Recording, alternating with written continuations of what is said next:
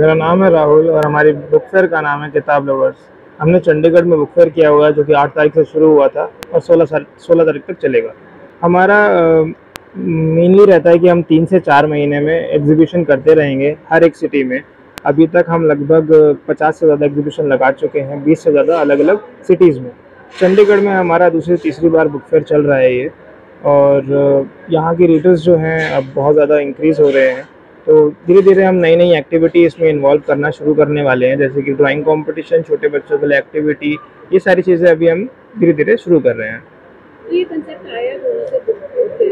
ये हम बेसिकली 5 को फाउंडर्स हैं, हम 5 दोस्तों ने मिलके ये शुरू किया था।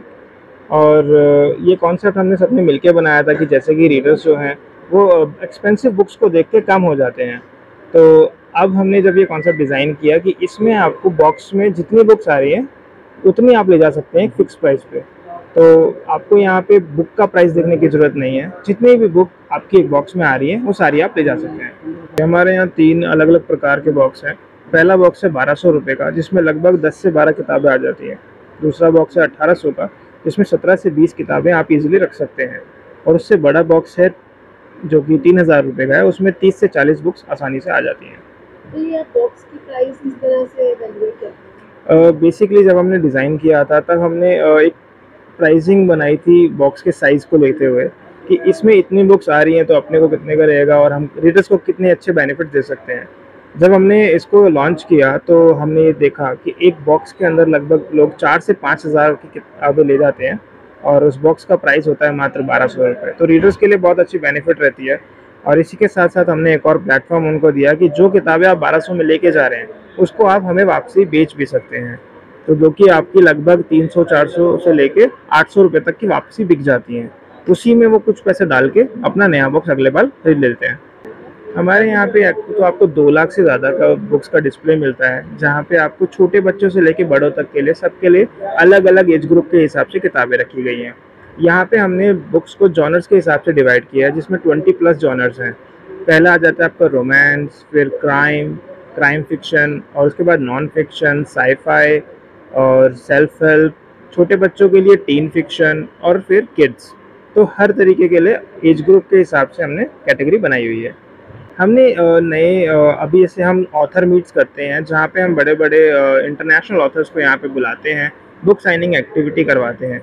लेकिन यहीं पे कुछ ऑथर हमारे इंडिया के भी हैं जो कि अभी बिल्कुल न्यू हैं और उनको एक्सपोजर नहीं मिल पाता है, उनको डिस्प्ले के लिए कोई प्लेटफॉर्म नहीं मिल पाता है जहाँ पे वो अपनी बुक दिखा सके। तो हमने वो चीज़ भी हमारे बुक फेयर में इंट्रोड्यूस की है, जहाँ पे ऑथर्स आके अपनी बुक को कस्टमर को खुद से समझा के सेल करते हैं और उनको साइंड बुक्स देते हैं।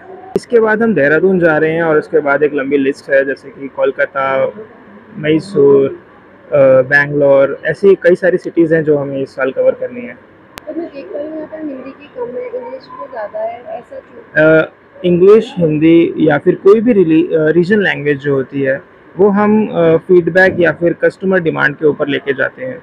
जब हमने पहली बारी बुक फेयर किया था चंडीगढ़ में, उस टाइम पे हमको कुछ फीडबैक्स आए जिसमें उन्होंने हिंदी की डिमांड करी, तो इसलिए हमने एक हिंदी का सेक्शन इस बार ऐड ऑन किया है। अगर इस बार हमें फीडबैक अच्छा मिलता है तो उस बार अगली बारी हम इसको और ज़्यादा बड़ा करेंगे। जैसे कि यहाँ पर मतलब एक ही राइटर की कई पब्लिशर्स द्वारा बुक पब्लिश है, इसमें क्या डिफरेंस होता है? क्या उससे पहले आप उनको पढ़ते हैं और लोगों को गाइड कर पाते हैं कि कौन सी ज़्यादा बेहतर है? देखिए, हर बुक को अच्छा एक्सप्लेन कर पाएगा जो ओरिजिनल रीडर होगा। तो इसीलिए हम लोकल वॉलंटियर्स हायर करते हैं इसके लिए कि जो जिस सिटी में रहने वाले लोग हैं, जो बच्चे हैं कॉलेज के, उनको हम हायर करते हैं। वो यहाँ पे आते हैं as a volunteer. At last हम उनको सबसे बड़े वाला बॉक्स जो है वो फ्री में देते हैं। तो वो लोग कस्टमर जो भी आते हैं उनको गाइड करते हैं कि कौन सी बुक किस जॉनर में अच्छी है। तो जो भी वॉलंटियर जिस जॉनर को पढ़ना पसंद करता है उसको उस जॉनर का वॉलंटियर बनाया जाता है, जहाँ पे वो लोगों को रिकमेंड करता है कि ये बुक आप खरीद सकते हैं और ये बुक आपको ज़्यादा अच्छी लगेगी। ये जो आप फेयर लगाते हो, इसमें आपको क्या बेनिफिट मिलता है? इसमें डायरेक्ट बेनिफिट तो मैं कुछ भी नहीं कहूँगा, लेकिन इसमें बहुत अलग अलग तरीके के बेनिफिट मिलते हैं। हमें एक प्लेटफॉर्म मिलता है जहाँ पे बहुत सारे रीडर्स एक टाइम पे आ जाते हैं। उन सबको हम एक प्लेटफॉर्म अपना ऑनलाइन वाला दिखाते हैं जहाँ पे वो ऑनलाइन बुक्स बाइंग कर सकते हैं। दूसरा फ़ायदा ये होता है कि यहाँ पे हम नए जो ऑथर्स हैं उनको एक प्लेटफॉर्म दे पाते हैं जहाँ पे वो अपनी बुक्स को शोकेस करते हैं। यहाँ पे इंटरेक्शंस हो पाता है लोगों का, और यहाँ पे हम अपना मर्चेंडाइज सेल कर पाते हैं, जो कि हमारी अलग अलग वैरायटीज़ हैं, नोटबुक्स हैं, टी शर्ट्स हैं, ये सारी चीज़ें हो जाती हैं। और एक एक्टिविटी काइंड ऑफ चीज़ें हो जाती हैं जहाँ पे लोग बहुत ज़्यादा इन्वॉल्व होते हैं।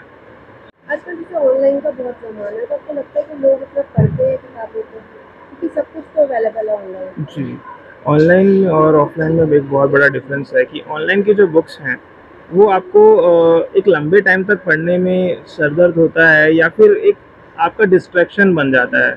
अगर मैं आपको एक सिंपल सा उदाहरण दूं, तो आजकल आप सोशल मीडिया पे कुछ भी चलाने जाते हैं तो आपने स्टार्ट कहीं और से किया होता है, लेकिन थोड़ी देर बाद आप कहीं और पहुंच जाते हैं।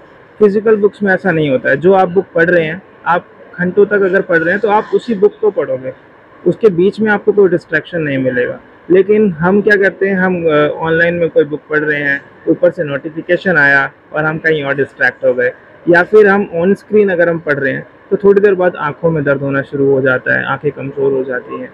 तो ये सारी चीज़ें फिजिकल बुक में नहीं मिलती। और सबसे इम्पोर्टेंट चीज़ जो रीडर्स को पसंद आती है, एक तो स्मेल ऑफ बुक्स, और दूसरी चीज़ की टच एंड फील। जो छू के पढ़ने का मज़ा है वो अलग ही है। ऐसा रीडर हमको खुद से फीडबैक देते हैं। यहाँ पे हम क्या करते हैं कि अगर आप कहीं और से और हमारे से लेते हैं, इसमें डिफरेंस सबसे बड़ा ये है कि हम एक तो बहुत लार्ज क्वांटिटी में होलसेल रेट पे हम बुक्स बाय करते हैं, और हम वही डायरेक्ट बेनिफिट देते हैं कस्टमर को। एक हम लंबी चेन अगर बनाएं कि मैं किसी से बाय कर रहा हूँ, उसके बाद में मैं इस आगे किसी को सेल करने के लिए दे रहा हूँ और फिर वो सेल कर रहा है, तो उसमें एक लंबी चेन बनती है जहाँ पे प्राइस बहुत ज़्यादा महंगा हो जाता है।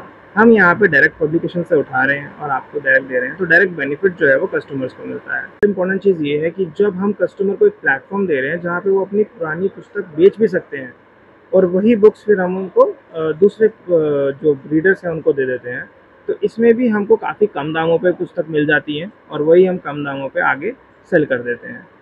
तो कस्टमर टू कस्टमर बेनिफिट हो जाता है।